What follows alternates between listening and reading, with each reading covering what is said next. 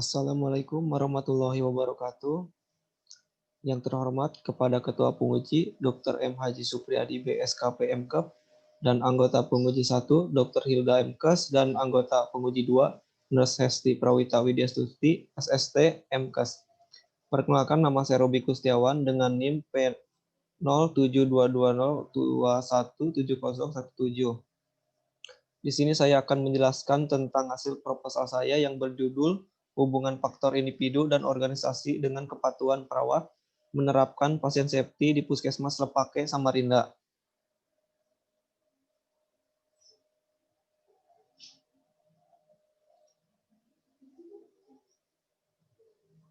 Untuk latar belakangnya sendiri, keselamatan pasien merupakan salah satu indikator kualitas pelayanan kesehatan. Meskipun data insiden, keselamatan pasien di fasilitas pelayanan kesehatan tingkat pertama belum akurat di Indonesia.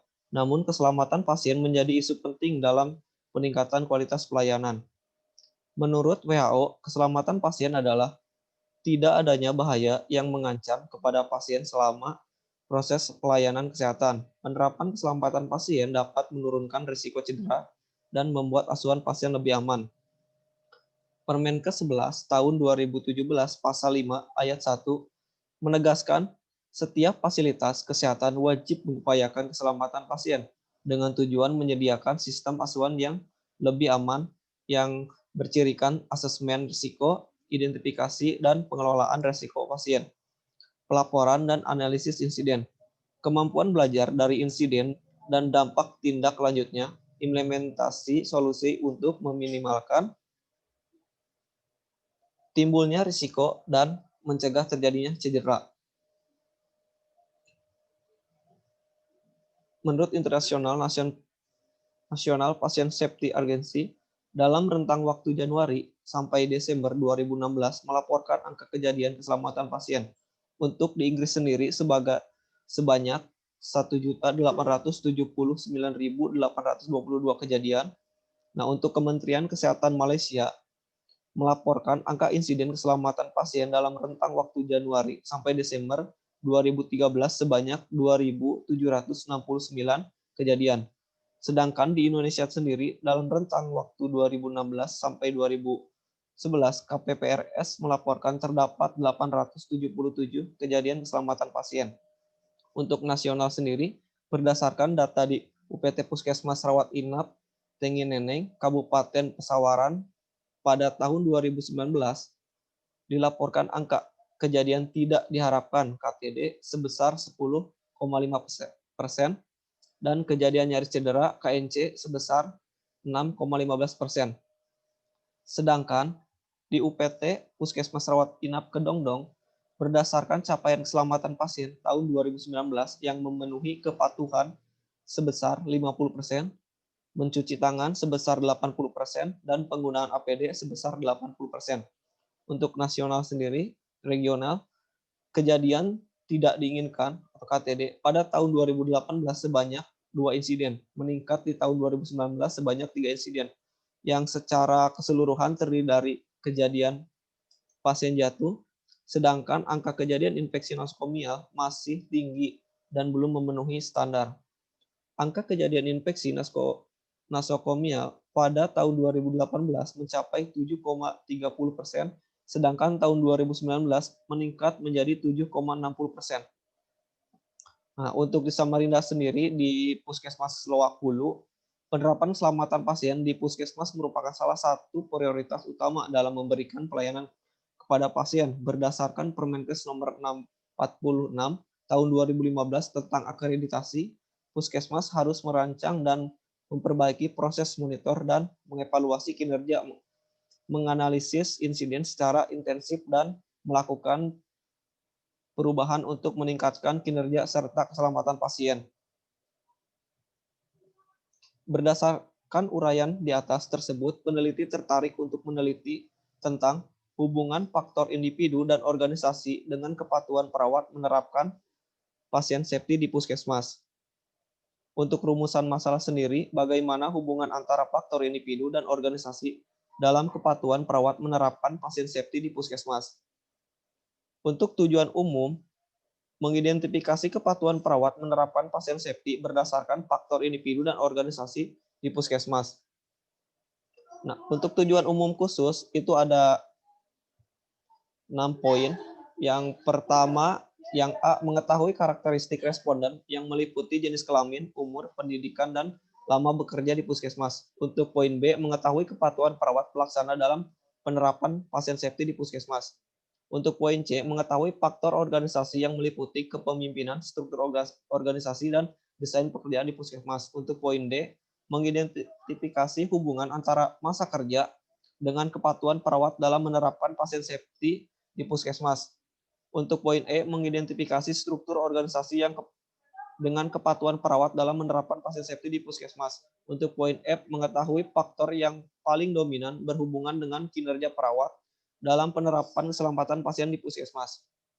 Untuk manfaat, ada 2 poin yaitu teoritis dan praktis. Untuk teoritis sendiri, penelitian ini diharapkan dapat menambah pengetahuan dan sebagai bahan perkembangan ilmu pengetahuan khususnya di bidang keperawatan dalam menerapkan pasien safety di puskesmas agar terhindar dari suatu insiden. Untuk praktis sendiri, di sini ada 3 poin. Yang pertama, bagi pelayanan di puskesmas, pasien safety merupakan salah satu peningkatan mutu PKM, sehingga hasil penelitian ini jadi bahan pertimbangan Rumah Sakit Samarinda dalam penyusunan rumah sakit, sehingga Puskesmas Samarinda akan tetap eksis dan bersaing dengan puskesmas dalam pemberian pelayanan kesehatan kepada masyarakat. Nah, untuk bagi petugas kesehatan, diharapkan bahwa hasil penelitian ini dapat digunakan sebagai landasan untuk meningkatkan pelayanan kesehatan serta pengembangan ilmu keperawatan. Dapat dijadikan sebagai evidence-based practice untuk mengembangkan ilmu keperawatan, terutama dalam praktik manajemen keperawatan. Untuk bagi peneliti, penelitian ini bermanfaat untuk menambah wawasan berpikir penulis dalam menerapkan teori yang sudah diterima selama menempuh pendidikan serta memberikan pengetahuan bagi peneliti selanjutnya, terutama yang berkaitan dengan kepatuhan perawat dalam menerapkan pasien safety. Untuk kerangka teori di sini, kepatuhan perawat dalam menerapkan pasien di sini ada faktor independen dan dependen. Untuk faktor independen sendiri di sini ada faktor individu dan organisasi. Untuk faktor organisasi sendiri di sini ada pengetahuan. Di pengetahuan ini ada tingkat pengetahuan, pengukuran pengetahuan, faktor yang mempengaruhi peraturan, dan di sini ada sikap, poin 2-nya sikap. Di sini ada komponen sikap, pengukuran sikap, dan faktor-faktor yang mempengaruhi sikap. Nah, untuk faktor organisasi sendiri di sini ada 4 poin. Yang pertama, sumber daya, kepemimpinan, imbalan, dan struktur dan desain pekerjaan. Nah, untuk dependen sendiri di sini ada 6 langkah menuju keselamatan pasien. Yang pertama, mengidentifikasi pasien dengan benar, meningkatkan komunikasi dengan yang efektif, meningkatkan keamanan obat-obatan yang harus diwaspadai, memastikan lokasi pembedahan yang benar, prosedur yang benar, pembedahan pada pasien yang benar, mengenai infeksi akibat perawatan, mengurangi risiko cedera pasien akibat terjatuh. Nah, untuk kerangka konsep di sini variabel independen dan variabel dependen. Untuk variabel dependen sendiri ada faktor individu dan organisasi, dan variabel dependen ada kepatuhan perawat menerapkan pasien safety. Nah, untuk hipotesis sendiri, untuk HA terdapat hubungan yang bermakna antara faktor individu dan organisasi dengan kepatuhan perawat dalam menerapkan pasien safety. Untuk HO sendiri tidak terdapat hubungan yang bermakna antara faktor individu dan organisasi dengan kepatuhan perawat dalam menerapkan pasien safety.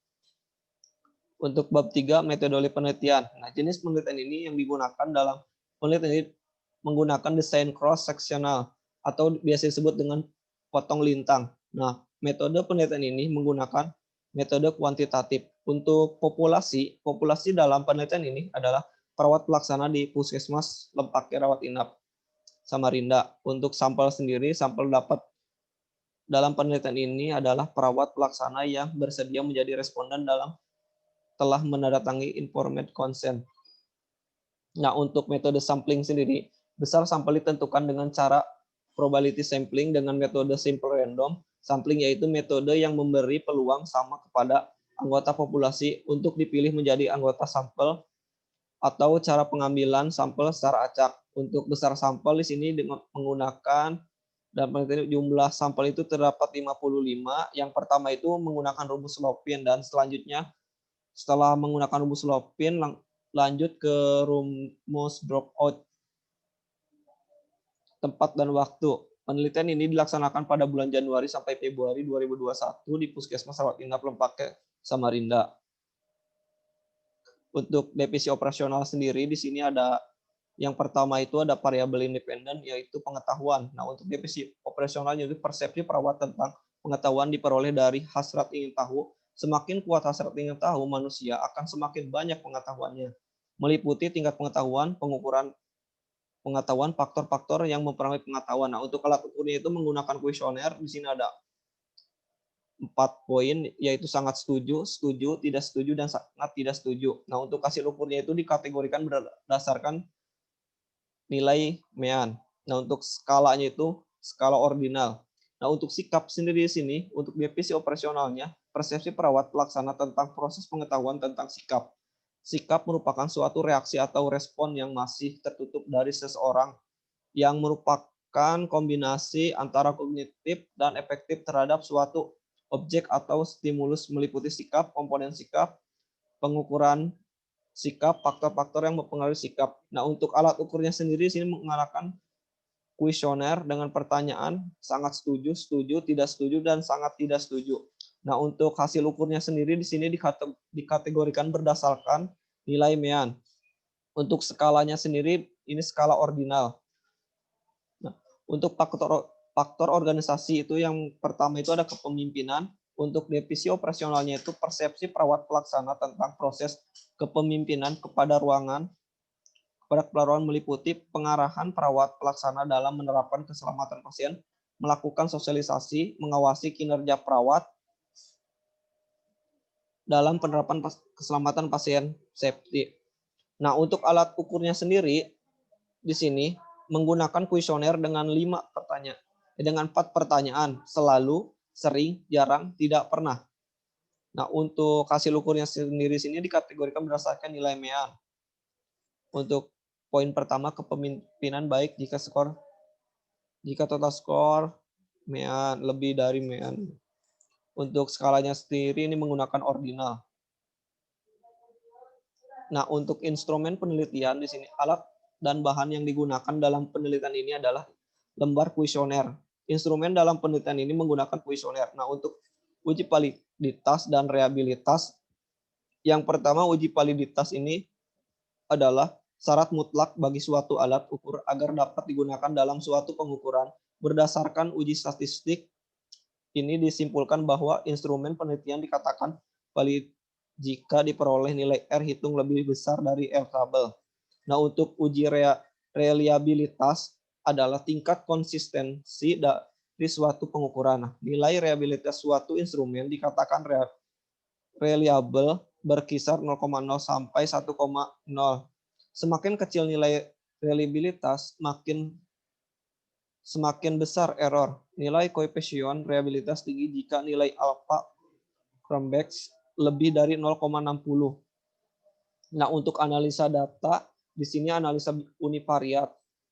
Ini bertujuan untuk mendeskripsikan setiap variabel penelitian. Pada umumnya dalam analisis ini hanya menghasilkan distribusi dan persentase dari setiap variabel. Analisis univariat ini juga dilakukan pada masing-masing variabel, yakni independen, faktor individu, organisasi, dan kepatuhan perawat dalam penerapan pasien safety di puskesmas. Nah, untuk analisis bivariat ini bertujuan untuk mengetahui hubungan antara variabel independen dan variabel dependen. Pada penelitian ini menggunakan teknik analisis data bivariat, yakni uji chi-square. Uji square ini digunakan untuk mengukur keratan hubungan dua variabel dengan data berskala kategori populasi terdiri atas 2 kelas atau lebih dan sampelnya besar. Nah, untuk alur penelitian sendiri sini, yang pertama itu populasi. Dari sampel ini memilih sampel dengan mempertimbangkan kriteria inklusi dan eksklusi. Nah, untuk informed consent itu persetujuan. Di sini persetujuannya ada 2 poin, setuju dan tidak setuju.